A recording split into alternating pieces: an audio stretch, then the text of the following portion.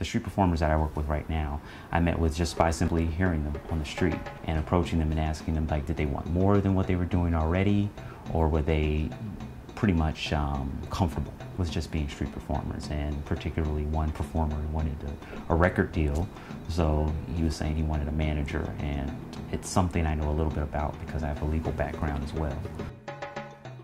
With street performers, it's more of a word of mouth thing. Currently, the artist I work with, Martin Seville, he basically informed everybody, oh, I have a manager and it's, you know, going great because we're booking shows. And then all of a sudden I started getting a little more flood of calls. They're all over the place. You get the guys who are just literally doing it because they love music so much, they love art so much, and this is their passion, and they just, if they want to take it to the next step, they're willing to do anything. And then you get the people who are out there because of some other situations that they can't live another, what you might call a normal life.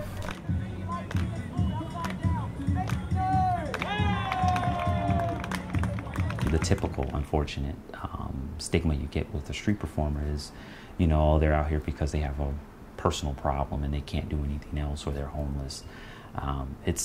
I've met all kinds of street performers, but unfortunately a lot of them get that stigma. The toughest part is when the day, because with any business, especially as a performer, if you're starting a business either way, you have to be prepared every single day to do some type of work. And unfortunately, a lot of times they're not ready for that. Like I might call them early in the morning, say, we have a performance later on the day. Oh, I'm tired. Can we just do it tomorrow? Well, I can't, kind of tell the guy, open up the place tomorrow. And I've dealt with literally a person's drug problem, a person's alcohol problem, okay, you know, because that's their personal issue that's going into work.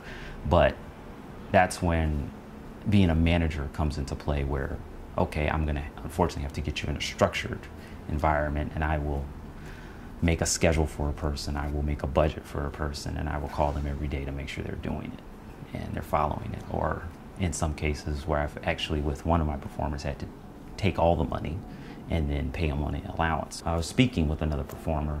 He was threatened with a knife at one point by a performer who had a problem and wanted that money to beat that problem.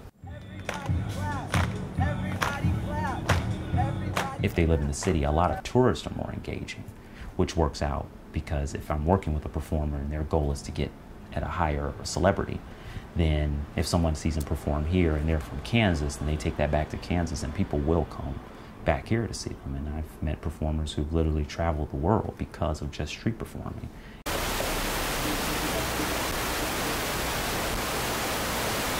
I would say on the actual street, the best place is Michigan Avenue. The very famous performer here for 10 years. The guy who thinks himself is so loud. He loves specifically Forever 21's location, Ohio, Michigan.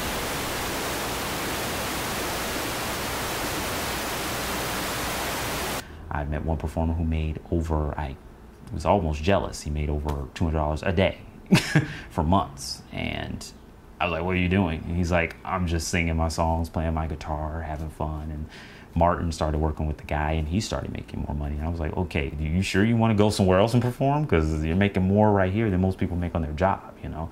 But then again, you have to think about the dangers of sometimes being down there.